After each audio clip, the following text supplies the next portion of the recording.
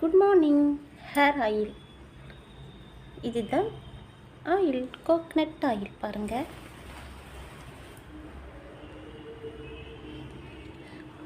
தெரியுதா? இது டெய்லி தலை கை கால் உடம்பு தேய்க்கணும். ஹேர் வாஷ் பண்ணலாம். டெய்லி தலையில் எண்ணெய் அப்ளை பண்ணிங்கன்னா லாங் ஹேர் வரும். இந்த வேர் எவ்வளோ ரெட்டாக இருக்கு பாருங்கள் ஃப்ரெண்ட்ஸ்.